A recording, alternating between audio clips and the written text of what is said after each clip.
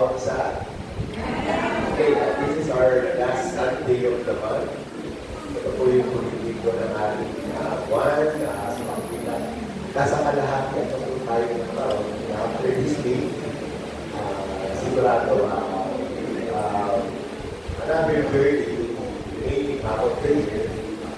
Alam natin, papunta na tayo doon sa mga particular part yung dito yung mga naka-experience ng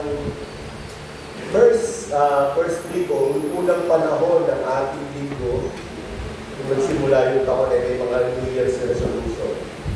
Sige. Wala pong New Year's resolution sa inyo dito.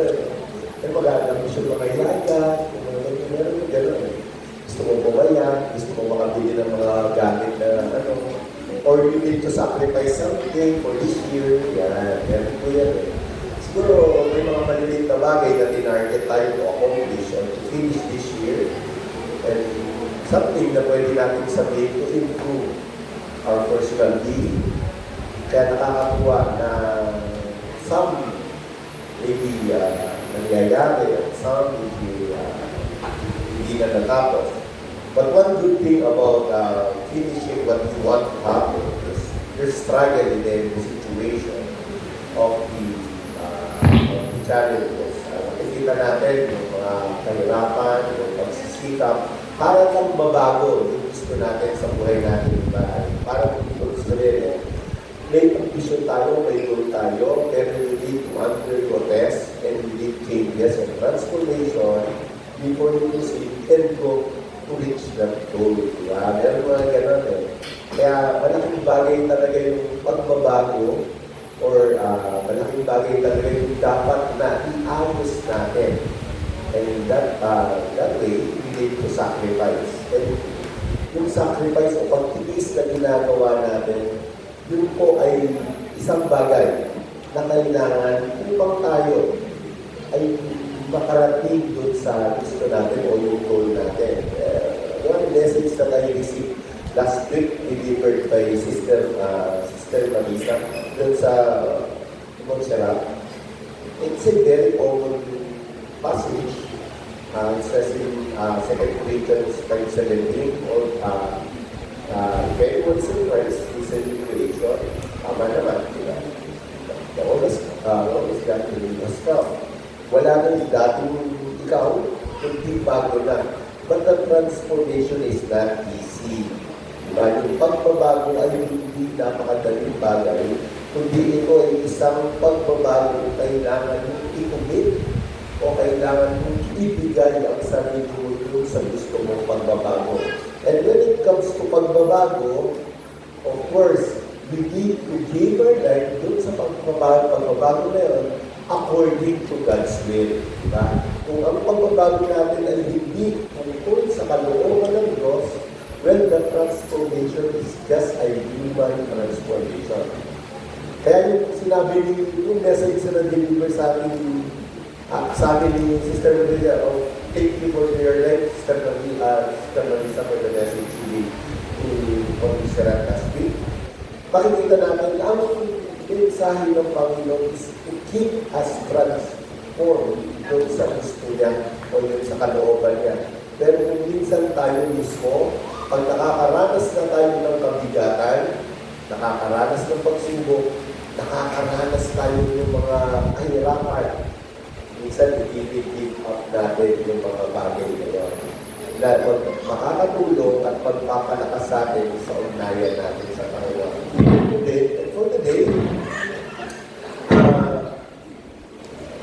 sa ngayon, subukan natin pag-aralan yung pagtitiis na kailangang maranasan o pagdadaanan ng mga mananampalataya para lamang magkaroon tayo ng higit na mas malapit pang ugnayan sa ating Panginoon. So, sacrifices are very important when it comes to transformation of being a follower or child of God. So, sabi mo, handa akong mabago ng Panginoon. Sabi mo sa katabi mo. Ayun. Yung iba, sinabi, yung kabila, Yung sa kanila, hindi sinabi. Baka hindi siya bago. Yung hindi nagsabi ngayon, sabihin ko, dapat baguhin na tayo ng Panginoon. Yung hindi nagsalita, yung katabi yung hindi nagsabi. Kaya sabi mo, dapat baguhin ka na ng Panginoon. Yung katabi na hindi nagsabi, sabihin ko ngayon yun.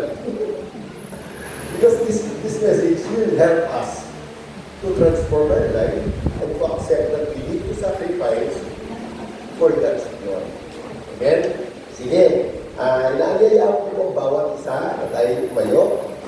At buksan po natin ang ating mga Bible, or we can read it in 1 Peter chapter 4, verses 12 to 19. Okay, kaya salamat po. Tayo po natin tumayo. Hindi lang paggalang sa salita ng Panginoon. Ito po ang nasusulat. Sabay-sabay natin basahin. Hallelujah. Mga minamahal, huwag kayong magtaka tungkol sa mahigpit na magsubok sa inyo, na dumarating sa inyo upang kayo'y subukin, na walit ang nangyayari sa inyo'y hindi karaniwang bagay. Kundi kayo'y magalak sapagkat kayo'y mga karamay sa mga hirap ni Kristo, upang sa pagkahayag ng kanyang kapalagian ay magalak kayo ng malabis na galak. Kung kayo'y makintasan dahil sa pangalan ni Kristo, ay maalad kayo sapagkat ang Espiritu ng paglalagyan at ang Espiritu ng Diyos ay magpapahigalay sa inyo.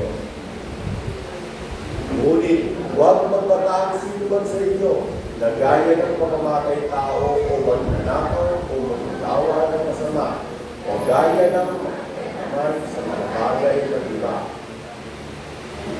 Ngunit kung isang tao ay magpata, gaya ng Kristiyano ay huwag maniya, hindi iwalahin ng Diyos sa pangalan ito.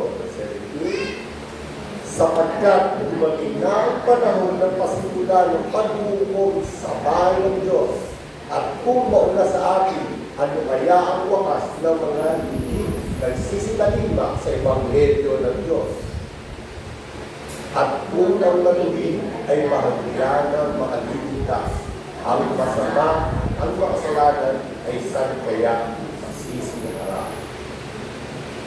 Kaya, ipagkatiwala naman ng mga ayon sa kalooban ng Diyos ang kanilang mga kaluluwa sa paggawa ng mabuti sa tapat na lumala. Tayo sandali lumuko at manalangin, dakilang Diyos na mga kapagyarihan sa lahat ng mga kataas-taas ng Diyos. Ikaw ang may likha ng langit ng Diyos. Patuloy na nagbibigay at pinagdimulan ng aming mga karunungan. Nagpapakumbaga po kami bilang iyong mga anak sa mga oras na ito. Salis po ang aming kaisipan, ang aming mga puso, ang aming mga espiritu. Ikaw lamang, Panginoon, ang patuloy na mahayag at maluwalhati sa mensahe nito. Muli sa iyo ang pinakamataas na papuri at pagsamba sa pangalan ng mga anak na si Jesus ng aming Panginoon. Amen. Amen. Praise God. Purihin ang Panginoon. Yan, nakapagpuna tayo. Okay. So, habang pinag-uusapan natin yung pagiging Kristiyano natin o pagiging mananampalataya natin o anak ng Diyos, habang tinitignan natin after we accept Jesus Christ, ano na ba talaga yung totoong kalalagayan natin bilang anak ng Diyos sa harap ng ating Ama? Diba? Masarap din po itanong yan na bilang Kristiyano, ano nga po ba talaga ang kalalagayan natin after we receive Jesus Christ? After we receive our Lord God, ano ba po ba talaga tayo? Maybe some of us receive our Lord God 2-3 years ago, before pandemic, after pandemic, or 10 years before pandemic. Nakakala natin na tayo ay tumanggap sa Panginoon. The reason we are here, the reason we are worshiping God, the reason we are serving God. Diba? Kasi, tinanggap natin siya. Pero the question is, ano na ba tayo ngayon sa harap ng Diyos? Diba? Ang topic for today is tungkol ito sa pagtitiis ng Kristiyano. So pag sinabi natin pagtitis ng Kristiyano, may mga struggles tayong mag-usapan. As believer, as child of God, as children of God, meron tayong kailangan harapin na hindi after we receive Jesus Christ, may kailangan po tayong paglabanan. Yung paglalabanan natin, kailangan maunawaan natin the reason why we did transformation. Bakit kailangan ng pagbabago? Dahil kailangan natin maipakita sa mundo ang liwanag ng ating Panginoon. So, continue to this topic, one by one. We will study about the 1 Peter chapter 4, verse 12 to 19. Okay po? Yeah, let's start from verse 12. Yan. Halikan natin yung verse 12. Dito po sa talata o sa Bible na hinahawakan ko, doon si good passage po yan, nakakatulong sa pag-unawa natin sa mensahe ng Panginoon. Dito po sa Biblia ang aking binabasa, mga minamahal, huwag na kayong magtaka sa mabibigat na pagsubok na inyong dinaranas na para bang ito'y di pangkaraniwan. So, as Christian again, ito po ay in-address niya o sinasabi sa mga mananampalataya. Same goes with Peter delivering the message tungkol sa mga alam niyang tumanggap na sa Panginoon at kinikilala ang Panginoon sa Kristo ay tunay na Diyos ng time. Diba? Ito po yun. So makikita natin sa talata, he is addressing this to them na ang gustong mangyari nila ay malaman mo bilang anak ng Diyos itong mensahe ng ating Panginoon. So the first verse, let's focus more on sending the information to the believer. So the first verse, verse 12, ito po yung process upang maging ang mga Kristiyano, maunawaan nila kung paano po tayo humarap doon sa pagtitiis natin sa pagsunod sa salita ng Diyos. So we need to follow. We need to use this we can use this as pattern. Ito pala yung ginagawa ng Panginoon for me na mapagtagumpayan ko o magawa na matiis ang mga daraanan ko dito. So in verse 12, God is informing us. This verse is the information na sinasabi, informing all the believers, yung mga minamahal, huwag kayong magtaka tungkol sa mahigit na pagsubok sa inyo na dumarating sa inyo ay upang kayo'y subukin. So as believer, even yung mga dati pang mananampalataya, minsan tayo pumapasok sa ating kaisipan, sa ating puso. Bakit nagkakaganito? Bakit nangyayari ang ganito? And even we feel so very close to God. Yung mga gusto natin minsan hindi nangyayari after we receive Jesus Christ. Diba? Bakit gano'n? Ang gusto natin mangyari, gusto nyo yumaman. Pero bakit ayaw gawin yung Panginoon? Diba? But this message is important to us. In-address na to sa mga mananampalataya. Again, ang reminder na huwag na kayong magtaka. Pag sinabing huwag na kayong magtaka, it is a common mindset of a Christian na pag nangyari ito, dapat ganito rin ang mangyayari. Pag ginawa ko ito dapat ang mangyayari. It is a common mindset of every believer. Diba? Susunod ako, ganito gagawin at ito dapat ang inaasahan ko sa Panginoon. Even in our class, pag nag-uusapan, nag-aaral kami, the last part is, sasabihin natin, o ikaw, bilang anak ng Diyos, ano ba yung dapat mong gawin? And after you do that, ano naman ang inaasahan ko gagawin sa ng Panginoon? Same goes with the Christian. Ganun din tayo. Bilang mga anak ng Diyos, ang gusto natin mangyari, yung naiisip natin ng mabuti na nagmumula sa Panginoon. But sometimes, may mga struggles na akala natin yung kalooban ng Diyos na hindi nangyayari. But the truth is, God is diverting us to a way which is better in the future. Inaasahan ko, ganito mangyayari. Hindi nangyari, pero God is diverting us para dun sa mas maganda pang mangyayari. So that's the way. That's verse 12. Basically, verse 12 is informing us na dapat huwag na tayong magtaka sa mga nangyayari sa paligid o tungkol sa mga pagsubok o trials na dadaanin natin. So again, God is informing us.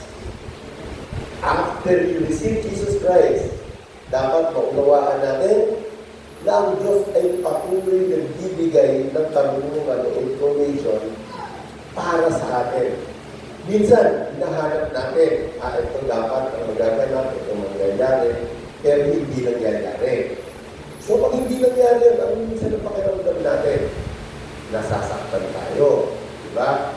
But in this verse, sinasabi ng Panginoon, huwag na kayong magtaka, o huwag na kayong mabigla, huwag na kayong magulat. God is informing us.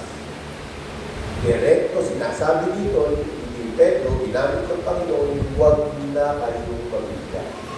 Meaning, your expectations or your what you expect, maaaring hindi mangyari. Pero huwag kayong magtaka. And so basically, ganun lang po yung verse 12. But what's in verse 13? Ito po ang verse 13. Sa halip,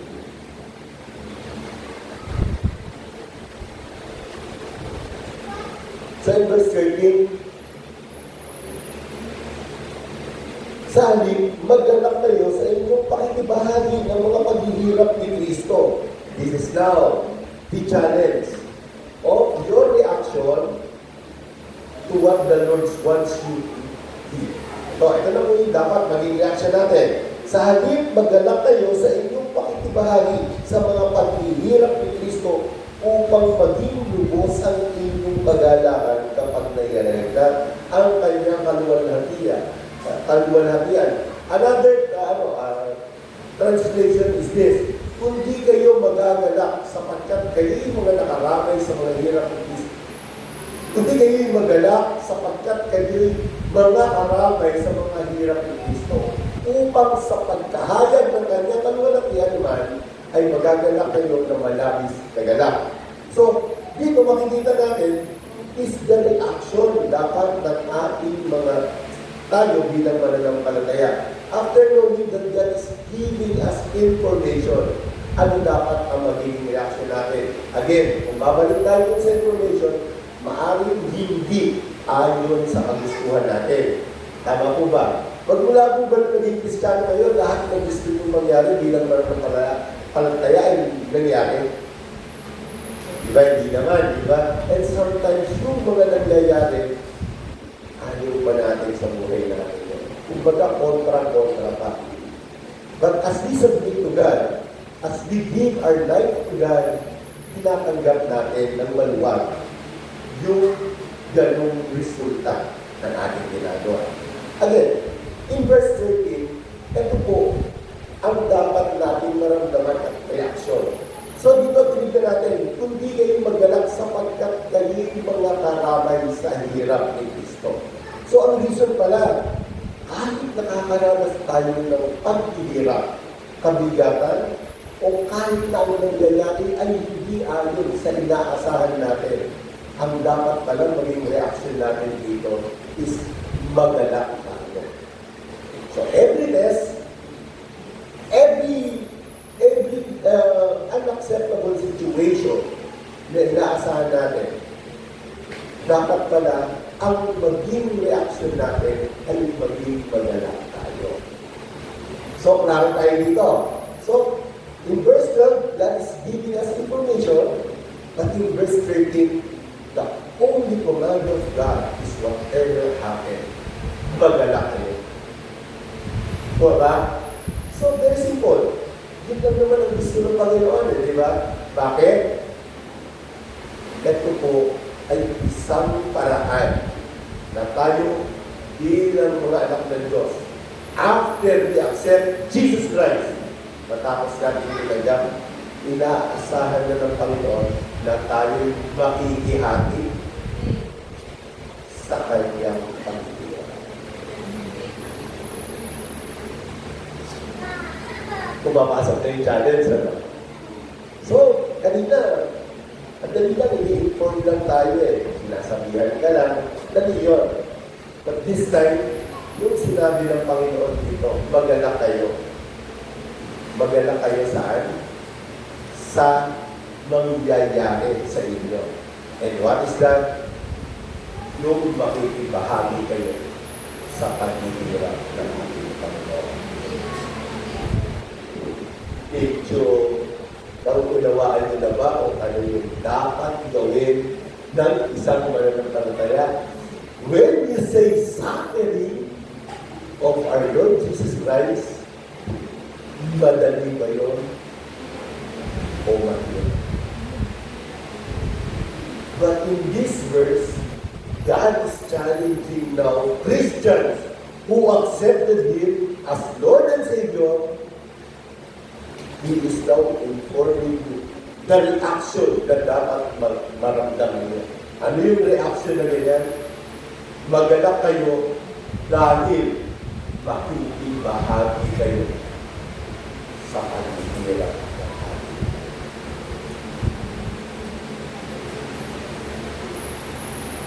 Hello. Ang hila ng boses nyo. Parang hindi mo masyadong naiintindihan, ano? Naiintindihan po ba natin? Yun, ang dami na ng-amen. Yan. Mukhang hindi pa accepted yung verse 13 natin, ha? Okay ba? Hanggang sa very loving ka, di ba, no? Bagamat nakakaranas tayo, o nakakaramdam tayo ng kabigatan, God is always there to deliver His special message to us. Ano yung special message? This special message will give us closer relationship to Him. Bagamat masakit, alam natin, it is God's way na dahil tayo makalapit sa Kanya. Okay? So in verse 13, nakita na natin, this is now the motivation of the coming verses. Ito po yung magsasabi sa atin na dapat pala. Ito yung ganyan kung bakit ang Diyos namin na mapagkakali. Masarap bang pahirapan yung mga anak natin o dumanas ng kabigatan? Ayaw natin yan, di ba? But God's way is different way. He's teaching us to obey. So, banda ulit, makikita natin to reach the glory that He wants for us. Okay, verse, nasa na tayo? So, nakita natin, ang gusto ng Panginoon, i-inform na tayo. Ang sarap ng gano'n, ano? Sinabihan ka, ito yung gagawin natin, ito yung mangyayari. Pero, sa pangatlong verse, ay sa verse 13, sinabi niya, pero magalak ka, hindi nangyayari yung gusto mo, pero magalak ka.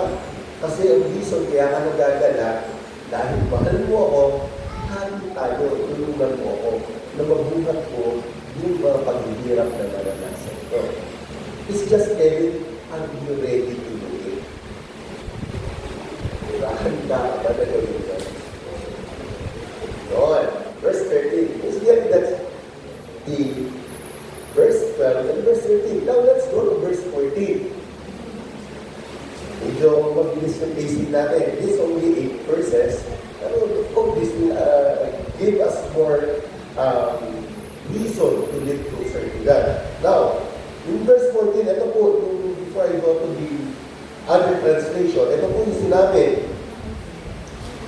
pinagpapala kayo kung kayo'y pinuputya dahil kay Kristo sapagkat sumasa inyong espiritu ng kaluwalhatian ay espiritu ng Diyos.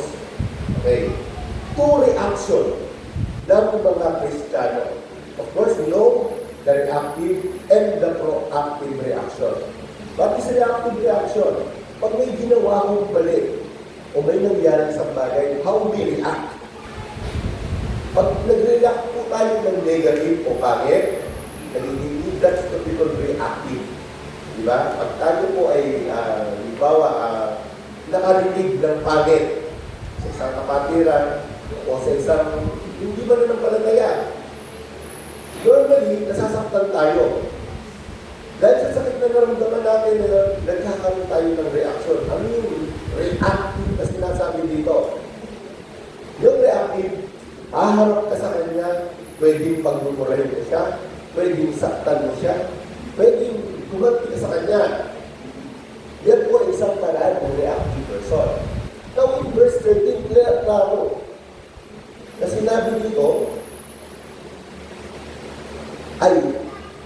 verse 14 rather, proactive pala. Nagka-switch na ako. Yung sa verse 14 is the proactive. Sorry, balikan natin yung verse. That's mostly verse 15. In verse 14 is the proactive. It is a positive approach, positive reaction to the event na nangyari. Meaning, ano po yung positive na sagot natin o reaction natin? Puray natin yung example kanina, nakakali ako dito sa napakagayang ko.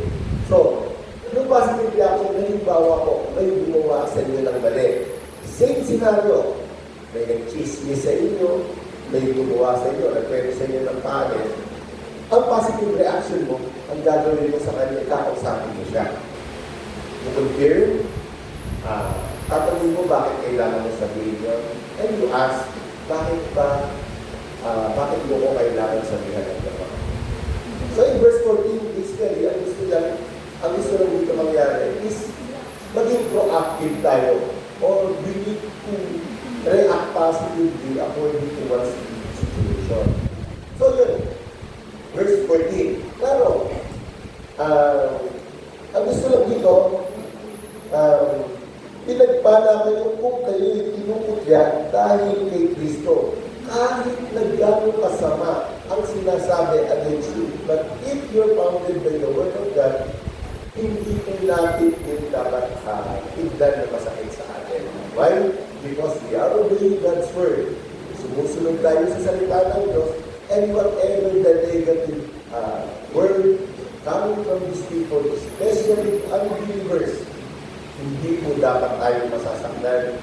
Instead, ang maging reaction dapat natin, maging proactive tayo. When we say proactive, anuman ang maging kwento ninyo, ang alam ko, katanggap-tanggap sa Panginoon. So, verse 14 is very clear. Kailangan proactive tayo. Kahit napuntain tayo, kahit nalupasabuhin nila, kahit nasiraan pa tayo, as long as your heart is pure, obeying God's word, wala pang magiging problema po. Ang inaasahan po ng Diyos sa atin sa verse 14, and dapat po ay maging proactive tayo. So what's the other side? In verse 15, ito po. So mabilis naman no? So nakakailingay natin. The other side is the verse 15. Dito po lumalabas yung reactive. Of course, pag sinabi natin yung reactive, ito po yung kabaliktaran ng proactive. Diba? Same goes. Pag yung tao nagpwede sa'yo ng pangit, siniraan ka, pinagpwede ka, gusto mo mangyari, maksulto ko lang ito, kamda na kami. Diba? Makulot ko lang siya. Makulot ko lang siya sa mata. Kamda na kami. Diba gano'n? It is a violent way of getting even doon sa tao na yun. Diba? Makakamda lang ako sa'yo. And that's a reactive way of a person para lang makapawi. But that's not the proper way. In verse 15 says, huwag mangyari, magpusa ang sinuman sa inyo dahil siya'y mamamatay tao. Again, mamamatay tao, magnanakaw sa narin o pakialamero. Let's focus on this. Verse 15. Because these are all negative attitude of a person. Kahit sa mga Kristiyano, hindi po ito nakakaligtas. Let's focus dito Okay na tayo doon sa proactive. What we need to discuss today is the verse 15. Ito po sinasabi. Nung sinabi, huwag mangyari.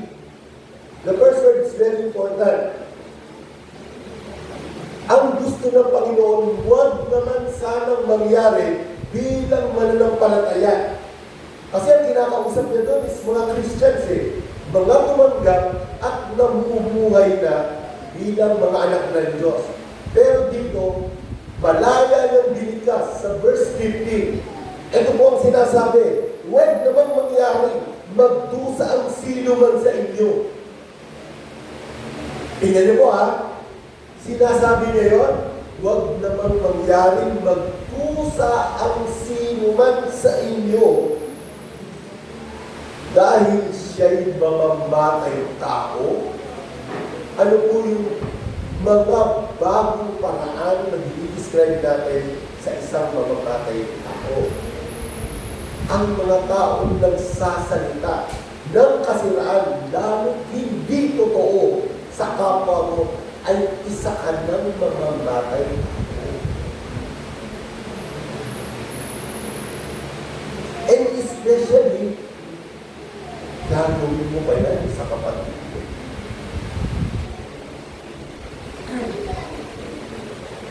Let's focus more on verse 18. Isang time din maganda. Number 1, hindi 4. Number 2, alam mo motivate ka, nag-iwanan ka ito.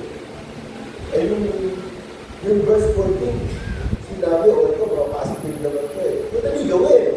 It's all positive way. Pero paano naman ito?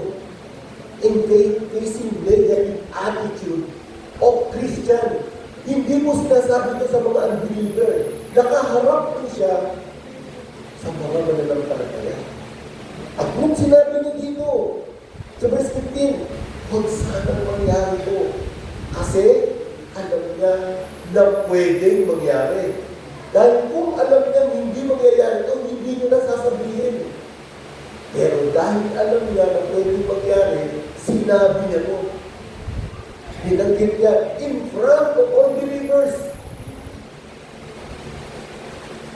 Kasi sinabi niya, mga minamahal, sa una pa lang, sa verse 12 pa lang, ipinapaalam niya na sa mga anak ng Panginoong Jesus. And this verse 15, hindi lang sinabing mamamatay tao, hindi pa naman maninilang muli. Nagkwento ng mali sa kapwa. Gumagawa ng kasiraan ng mga bagay o mga tao na nasa paligid nila. Ito po ay isang uli ng pagiging mamamatay tao. And every time you look negative against your brothers and sisters, we are creating big wounds to our Lord Jesus Christ. Napakalaki pong sugat yan. Bakit? Kasama na po sa katawan niya. Kasama po natin siya sa katawan ng ating Panginoon sa Kristo.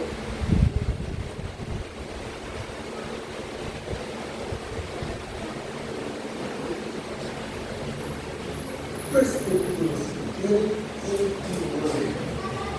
Napakasakit po nila. Murderer.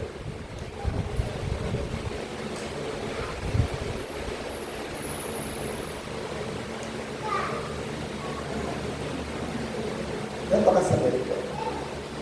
And another attitude, aside dun sa mga matay tao, ay binanggit, magnanakaw.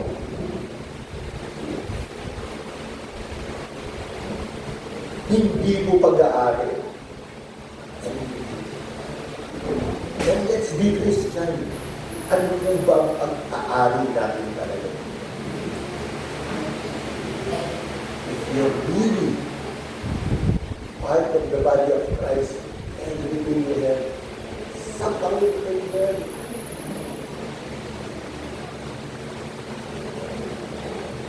your time na nabubuhay,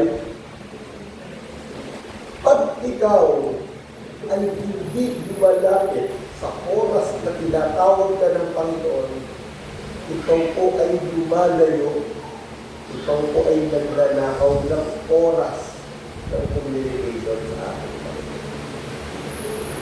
Kung may mga gawain, kung may mga pagkakataon na dapat naluluwalhati sa buhay ng panahon, sa buhay mo, Panginoon, at hindi ka pumunta doon, kapatid, binanakawan mo ang ating Diyos na dapat maluwalhati siya. Huwag natin mababawi yung pagkumuha ko ng TV, naglakaw na ako. Huwag natin po mababawi ng gano'n. Kapag kinuha ko yung longganisa ng kapatid ko, nilakawan ko siya ng isang longganisa. Yung pagnanakaw ko dito is something bigger na alam natin sa Diyos.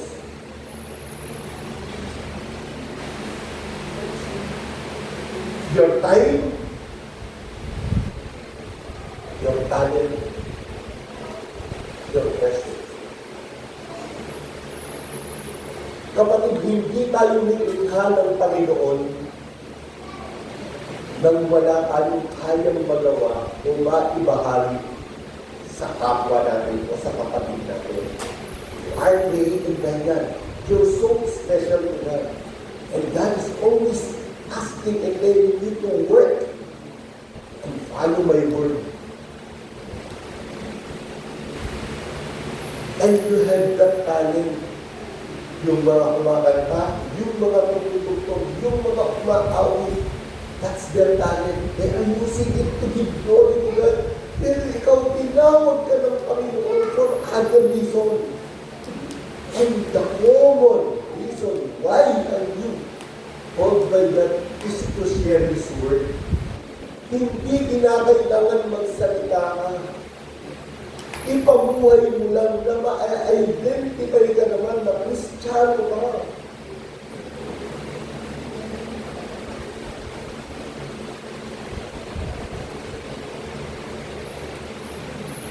Pakita mo naman na ako ay anak ko na by that way. Yung talent ko is sharing the word of God. Giving glory to His Spirit. Kapag nasan ba talaga tayo? Ano ba talaga yung purpose natin? Ano ba yung ganyan? Kahit when you talk to other people, minsan pangit pa yung sinasabi mo.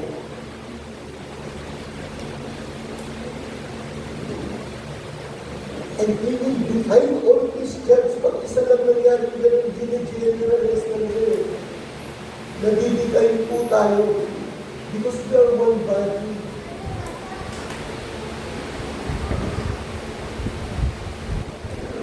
Hello? Amen. Amen. Hello? Amen. Amen. Okay mo ba tayo? Okay mo ba? Sabi nga natin, di ba, salita ng Diyos ay magkabilang. Sabi, alam mo, Pastora, siguro excuse pa kayo dahil hindi nyo alam. Pero ngayon, alam nila na ang salita ng Diyos ay magkabilang.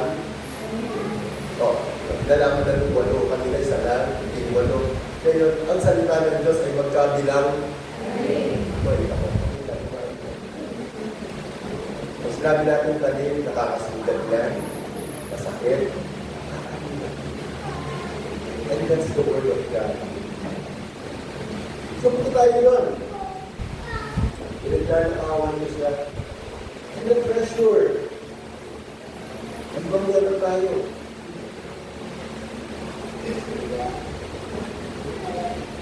Ano ba yung pinapahalagahan natin? Career? Wala pong masama doon, ha? God gave you good career. Wala pong masama doon. At maaari, yung mga ganong pagkakataon, hindi nakikita pa na dapat nagwalati ang Panginoon sa atin. But the trouble is, baka po doon na pagnanakawan natin ang Panginoon. Imbis na makapulihan tayo sa mga meron tayong karunungan, meron tayong mga bagay na kayang ibahagi, kapatid, baka tayo pa mismo nilalakaw natin yun na dapat yun ang magbibigay ng kalwal-kalwal. Maybe some of us are doctors, teachers, o ordinaryo, naggagawa sa ganito. Pero ang focus natin, minsan, yung workplace natin, hindi na natin magawa yun as as place na dapat mahahayag ang salita ng Diyos. Hindi po mahalaga kung anong trabaho mo. Hindi po mahalaga kung sino ka doon sa trabaho mo. Ang mahalaga, nakikita nila na yung ikaw ay nagbabahagi ka ng something. Because you're sharing it not to give glory to your name, to you as person, but because you are a child of God na ginagawa ko to give glory to God. And minsan ina-acknowledge natin na ako po yung gumawa niyan, akin po yan, ako po yung kaya gusto mangyari. Ito pala yan, ito pala yan, ito pala yan. Hindi naman yung simple story ba, simple kwentuhan, di ba? Kung mapupunan natin, mas isa mga simple kwentuhan. Pagkausap mo yung isang tao, pagkausap mo yung isang tao, ang pinakwento niyang madalas yung sarili niya. Isa nabubur na makausap ko, wala nang pwede ko kundi yung buhay niya. Hindi lang 3, 4, 5 times, baka 10 times or more than 10 times pa na parang napakinggan mo na yung story niya. Isa tinatamad ka na makinig siya niya. O di ba, ikaw naman, ayaw mo rin naman. Nagkwento ko rin yung sarili ko. Wala yan sa lolo ko. Sabihin mo ngayon, di ba? Wala, magaling yung lolo mo, mas magaling ang lolo ko. Hindi, kayong dalawa ngayon nagpapaligsahan na kayo. But if you're really a Christian, the center of your story must go doon sa dapat parangalan. And we as children of God, ang inaasahan ng Panginoon sa atin, the center of every story na lalabas sa atin is the Word of God. Ang masakit, you don't have time to read the gospel.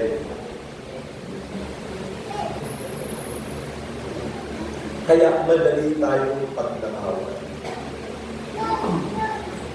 Madali tayong tumatay, madali tayong makatay, hindi tayong pagnakawan.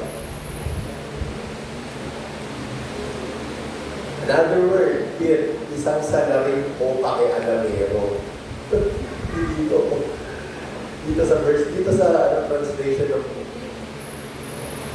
isang salarin o pakialamero. Pag sinabi mong salarin, convicted na yan. Hindi pala, sabi convicted. Pero, suspect pala, sorry. Tama po ba ako kasi, suspect, ganyan si Pastor, kasi dating polis yan. Pag sinabing salarin, alam nila siya. Nakalas siya mga ganyan. Tapos na, pag nagkwekwentuhan kami about nakaraang buhay, sensitibo si Pastor sa mga wrong attitude ng tao eh. Alam niya agad eh, magaling si Pastor Manny. Eh siguro sa experience, ang dami na naging parang pamumuhay niya nung public servant pa siya. But now, God servant na siya eh.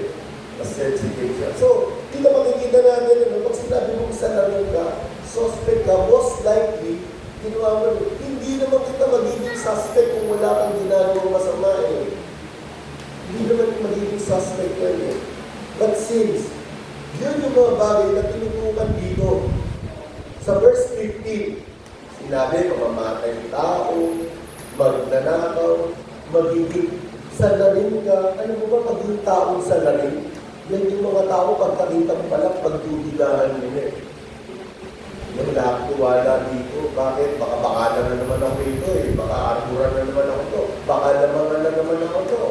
And yung sinabi, pagka ganun yung pagkakakilala sa'yo, sasabihin, tatablahin na naman ako nito. Layuan ka na nila. Sasabihin ko, wala nang ginawa ko sa akin, hindi pagkasama ko ito, kulang na lang, ubahin ako nito para mapakinabangan ng lahat sa akin. Unused the term. Alam mo ba yung mga term yan? Term lang ano yan, ng mga kalaban sa kalsada yan. So that's the truth, di ba? Pag ito ay salarin, suspect, or you don't have that enough character, pagkatuwalaan ka ng tao, ang nangyayari sa'yo, lumalapit ka pa lang, nilalayuan ka na. How can you become a sharer of God's Word kung lumalapit ka pa lang, ay nilalayuan ka na? At kahit hindi ka lumalapit, kumikilos ka pa lang, lalayo na sila. Verse 15 ay masakit na verse dito sa pinag-aaralan. God wants to correct every struggle na pinagdadaanan natin. Some of us, hindi ka ng Panginoon to sa mga mananampalataya. And some of us are doing this.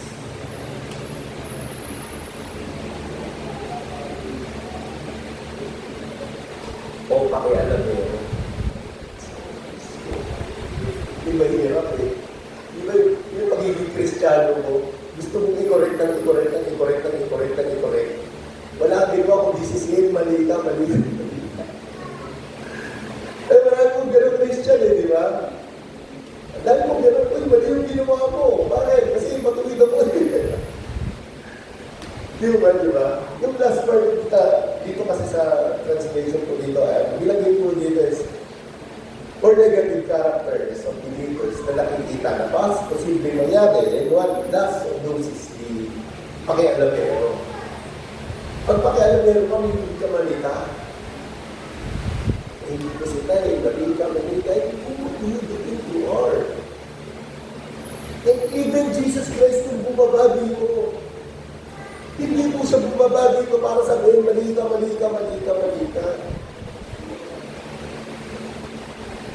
See, kahit siya perfect, kahit banal, walang pagkukulang, at kahit kailanman hindi nagkasala, hindi niya po sinabing mali ka. Ang paraan ng Diyos, sinabi niya yung tama. Paano ba tayo mag-correct o magtabak ng mga mahal natin o ng kapatid natin? Are we telling them that according to gospel, according to God's word, according to His time? Eh, ang problema na nakasara ang Biblia natin. And every time may Bible study, to study about who is Jesus Christ, ayaw kumatin. Every time gusto kayong abutin ng Panginoon, ninanakaw niyo yung oras.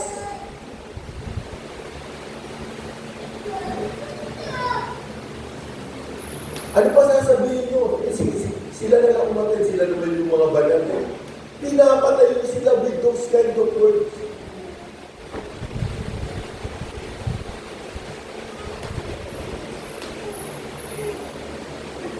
45 minutes na yata. Or 25 minutes na. So 10 minutes na lang nakita. So with that kind of word, alam ko, hindi ko maaring yung taong pinagsasabihin, hindi ko nasasaktan dahil hindi na alam. Pero ang masakit at nasasaktang lubos ay ang ating Panginoon sa Kristo.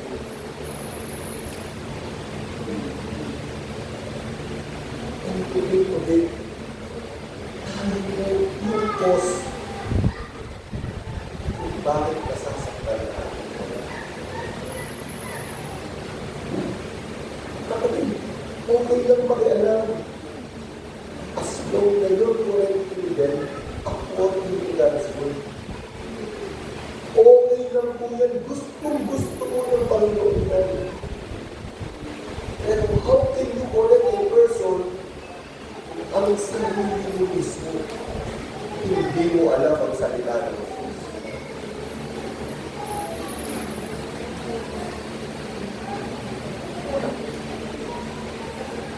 Malungkot masakit. That in verse 15, makikita natin, ito po yung malaking red flag ayaw magyari ng Panginoon sa mga anak.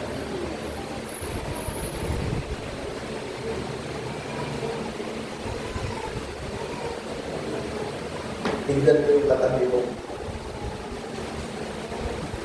May red flag ba to? Red flag ba to? Kung malapit sa iyan, gulo nga kayo dalawa mamaya, ang red flag mo, ganito ah. Saan sa bahay na okay lang? Ang importante na i-remind mo siya, may red flag tayo. And that's verse 2. Now let's go to verse 16. Bago tayo, okay ba ito ba? 10 minutes na lang, 10 minutes na lang. Verse 16, okay po ba tayo? Okay po po. Yung dami, gusto ko na okay. Saya ako doon ha. Saya ako doon, enjoy ako, maraming sa mga doon. Okay. Verse 16, ngunit kung kayo magdusa dahil sa pagiging Kristiyano, huwag niyong kahiya. Huwag niyong kahiya ito sa halip. Magpasalamat kayo sa Diyos sapagkat naglay ninyo ang pangalan ni Kristo. Now, pag tayo pala sumunod at gumawa ng nais ng Panginoon, kahit na po tayo sabihan ng kahit na ano. Kapatid, ang ating Panginoon may banner, pinagmamalaki ka. Itong anak mo na to, kahit na anong gawin ninyo, same. What happened to Job? Kahit nasaktan yan, kahit nakunin mo na, kahit nalipos kayo yan, hindi matitinag yan dahil susunod sa akin yan. At very proud po ang Panginoon. Counterpart of the other side, yung nakikita natin, every time you react ng mali, nagiging reactive tayo, nasusugatan namin ng Panginoon. Pero dito, kung nagiging proactive tayo, umapalakpak ang Panginoon, sinasabi niya, iyan ang anak ko. At pag sinasabi ng Panginoon ng kapatid, hindi lang basta yan sinasabi, ipinagmamalaki ka niya. And sometimes, because of God's joy, hindi niya mapipigilang pagpalain ka. Pag nagalak at natuwa ang Panginoon, expect blessing from God. Maaring hindi material, maaring hindi financial, pero siguradong pagpapalain ka ng Panginoon. Number one is your spiritual life. Yan po. Maybe some of us expecting na dapat pagpalain ako materially ng Panginoon.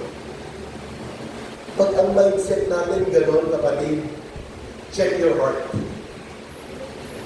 Tandaan nyo pag ang mindset natin more of material things, earthly things, check your heart. Bakit? Ang anak ng Diyos, ang unang laman ng puso niya ay fulfillment ng kanyang spiritual na buhay. Kaya mong i-give up, kaya mong ipagkatiwala kahit na anong bagay. Basta ang mahalaga sa iyo, ang spiritual na buhay ko ay sagana sa harap ng Diyos.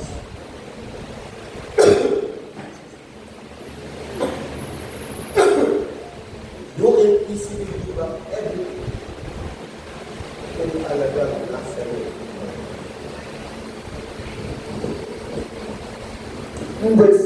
Verse 16. Huwag kayong mahiya. Magiging proud kayo dahil ang Diyos natin kayo proud sa atin. Verse 17.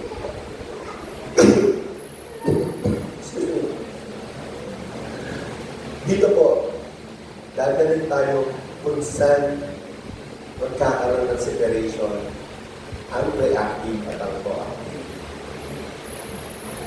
Dumating na ang panahon ng paghukom at ito'y nagsisimula sa sambahayan ng Diyos. Again, nagsisimula sa sambahayan ng Diyos, kaya na-deliver itong mensahe na to inside the church. Diba? Mga believer, kaya magsisimula ang paghukom.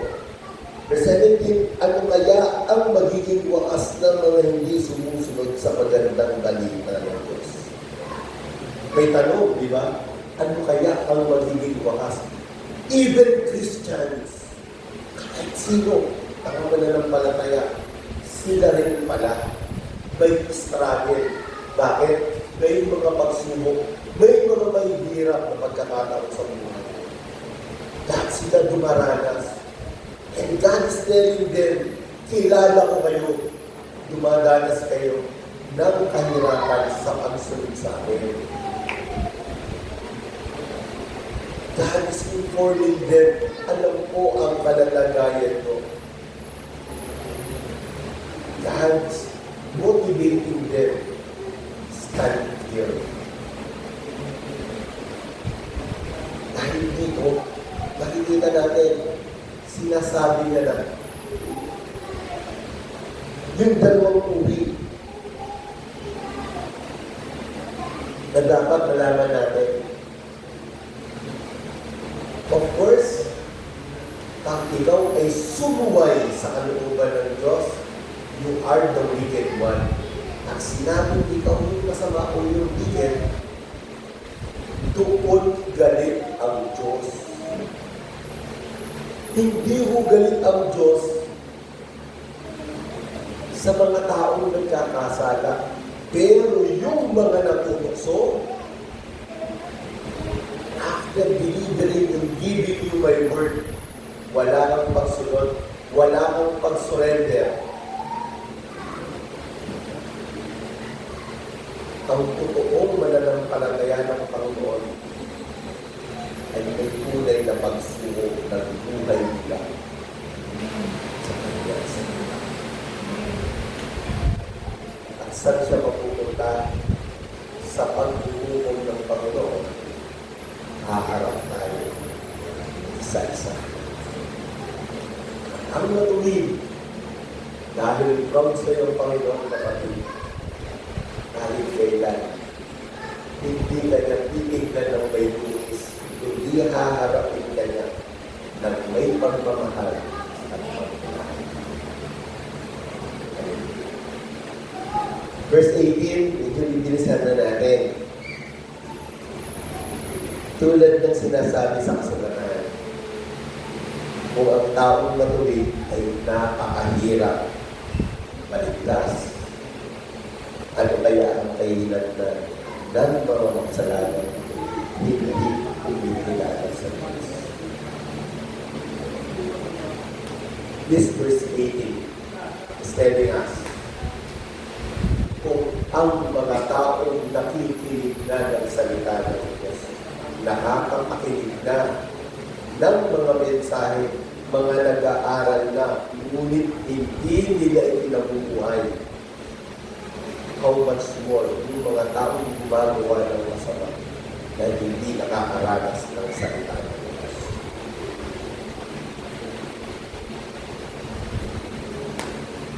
Mahirap na po kahit sa ating mananampalataya. When we deliver this, alam niya na kailangan may pagtitiis na mangyari sa atin. Kahit mga anak na tayo ng Diyos, dadaan po tayo sa paghihirap. Paghihirap na magbibigay kaluwalhatian sa Kanya. Paghihirap na maikararangal ang Kanyang pangalan. Paghihirap na ipagmamalaki ng Diyos. Hindi po biro ang tukso ng pangbutuhan. Hindi po biro ang pagkataong at kahit mga bagay sa paligid natin, lahat po sila ay pwedeng magdalo sa atin sa Diyos. Kahit kailan kapatid, ang Diyos natin ay pwede natin mag-isaligan sa kanyang Panginoon. Ang problema po natin, we are not confident.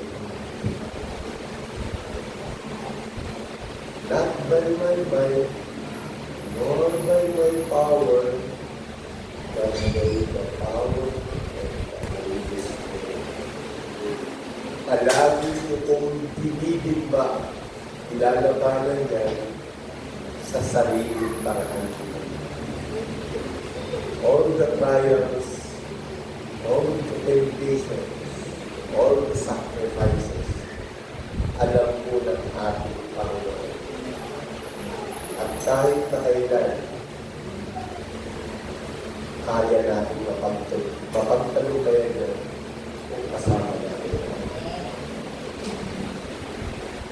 Mahirap po sa mga Kristiyano ang sumunod sa salita ng Diyos, pero ikararangal po ng ating Ama na kung tayo'y magpapatuloy at susunod sa kanyang Panginoon. Last part, na yung pinakamasarap, the reward. Hindi po tayo binigyan ng sacrifice. Hindi po tayo binigyan ng Panginoon. Buhay na susubukin, pahihirapan, lumanas ng pamihirap for that. Ang reward po natin, kaya nga mga nagdurusa ayon sa kalooban ng Diyos ay dapat magtiwala sa lumikha at magpatuloy sa paggawa ng mabuti. Ang Diyos ay laging tapat sa kanyang pangako. Ano yung pangako ng Diyos? Ang pangako ng Diyos sa atin ay buhay na walang hanggan, na kahit kailan wala sa paligid na ito, wala sa lugar na ito, hindi kayang ipaliwanag kahit sino ang pinakamasaya, pinakamasarap, pinakapayapang lugar na mararanasan ng tao sa kanya. Ang pangako ng Diyos sa kahirapan, sa kabigatan, sa pagsubok, ang pangako ng Panginoon ay buhay na walang hanggan, na ang kapiling natin ay ang lumikha na kahit kailan hindi niya tayo iwan, hindi niya tayo mapapaya. Last verse, ang hinahanap ng Panginoon sa gitna ng pagsubok at kabigatan ng buhay natin ay ang pagiging tapat at pagtitiwala sa ating Ama. Ang mananatiling tapat hanggang wakas ang siyang balik. Let me see one worship song. Let's give glory to God. Yung last song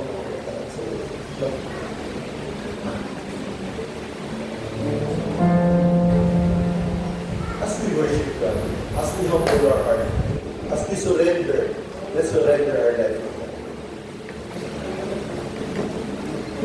As we sing this song, hindi tayo perfecto. Mahina. And sometimes, madali tayo mag-exalt. Ang Diyos natin palagi tayo pinakabutan. Palagi tayo gusto ipakita, we have a very gracious God. Nahanda tayong abutin lahat sa ating mga pagkakulang. And pag inabot na tayo ang gusto na mangyari, siya na yung maging kalakasan namin doon sa kahinaan na nangyari sa atin.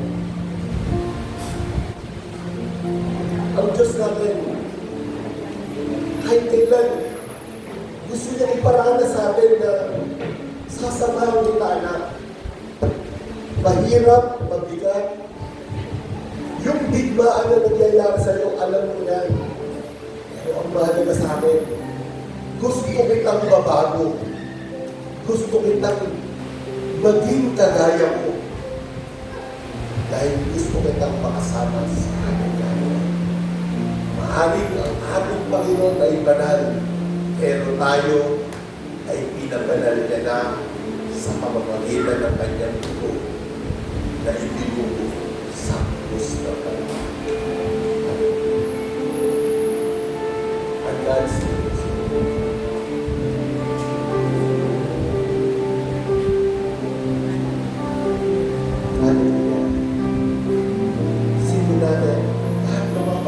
natin, lahat ng kabalian natin, kabigatan natin, surrender it to God.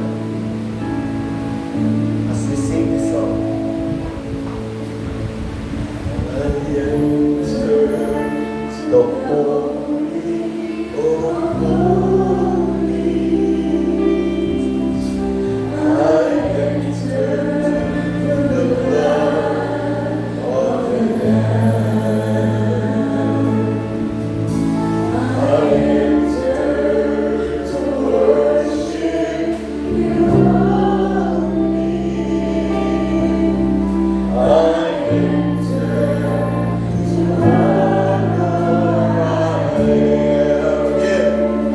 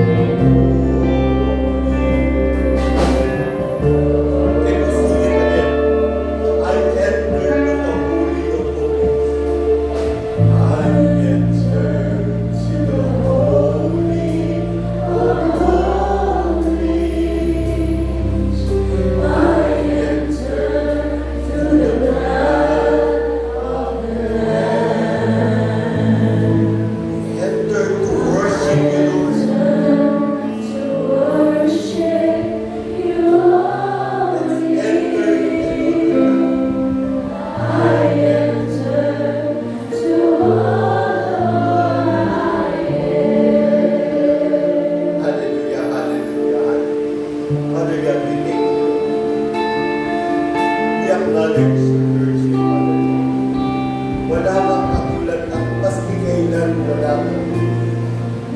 Hihigit sa iyo, Panginoon. Lord, you want to transform us. Gusto nyo kaming baguhin.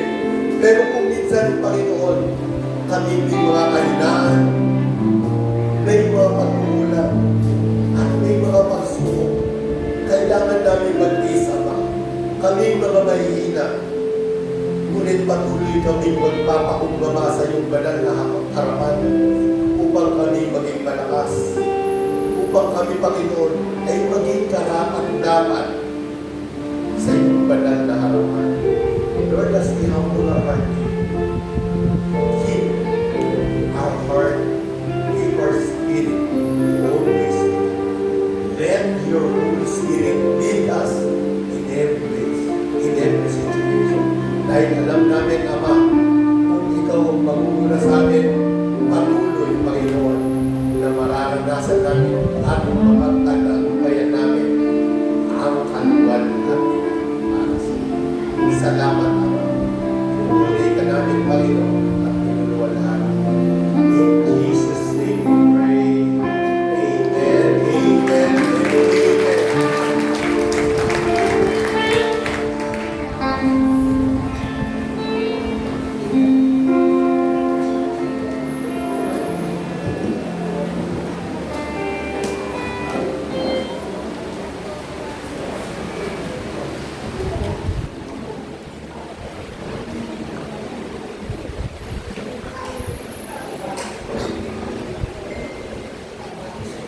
Praise God. Hallelujah. Ganda-ganda po ng message sa niya from verse 19. Sabi tayo ay mabuhay na. Maging tapat sa ating Diyos na buhay.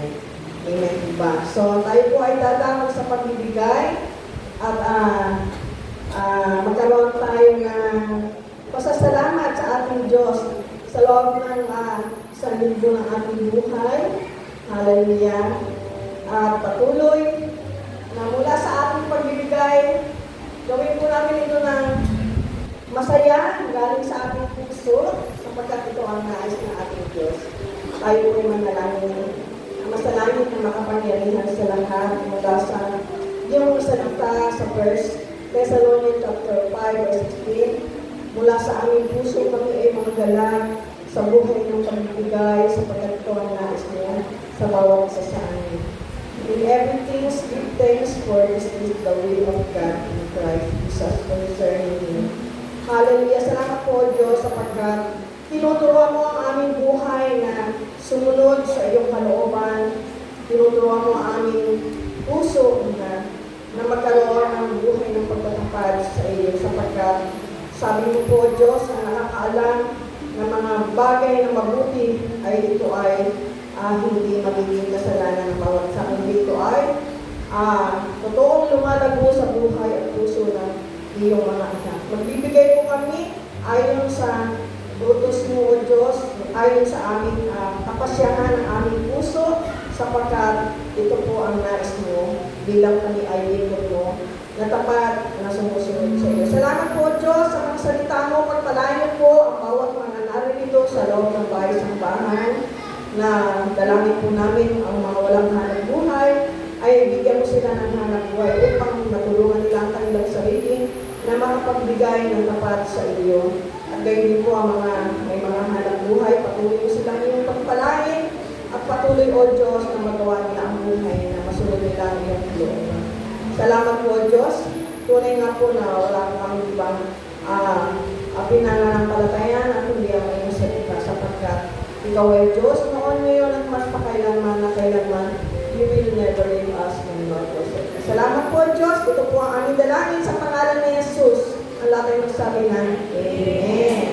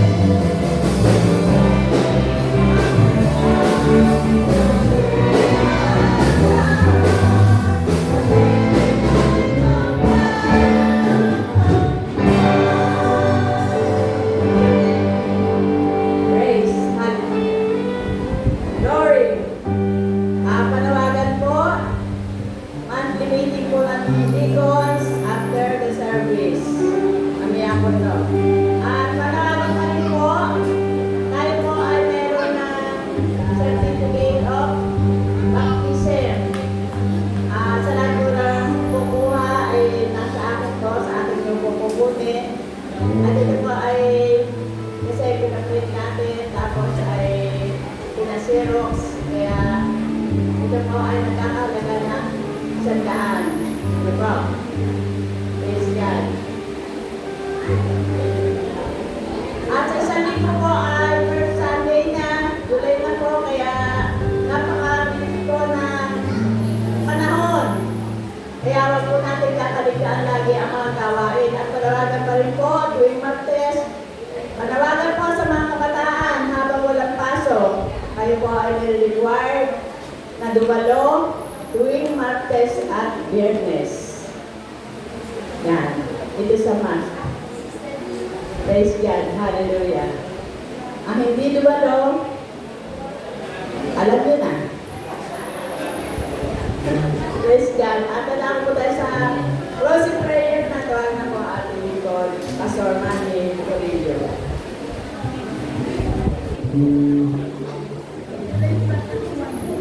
Hindi po tayo lahat tayo tumayo at tayo magpasalamat sa ating Panginoon.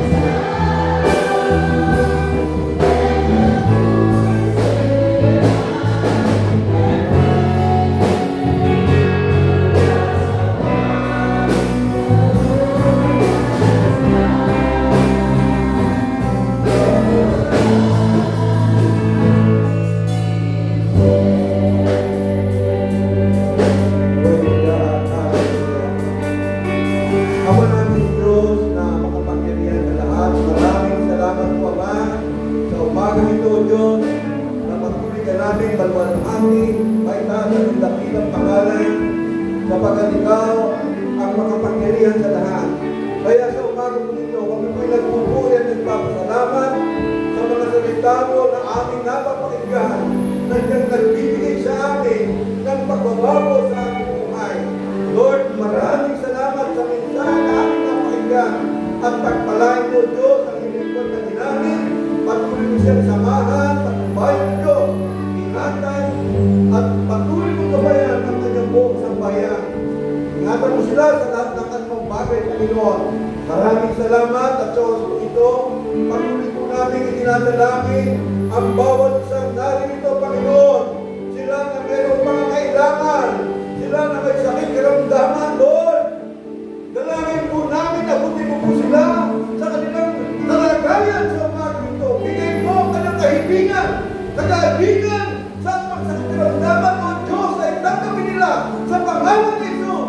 At patuloy pagkaloob ang kanilang mga hinihingi, Panginoon. Material, spiritual, Panginoon, pinansyal, sa pangalan ni Jesus, inyong tatanggapin sa umaga ito. In Jesus' name. Maraming po salamat. Patuloy kami nagpupuri ng papasalamat sapagkat ikaw, O Diyos, ay hindi nagtatangi ng tao. Tinitingnan mo ang laman ng puso ng bawat isang natin sa Panginoon. At patuloy mo tinutugon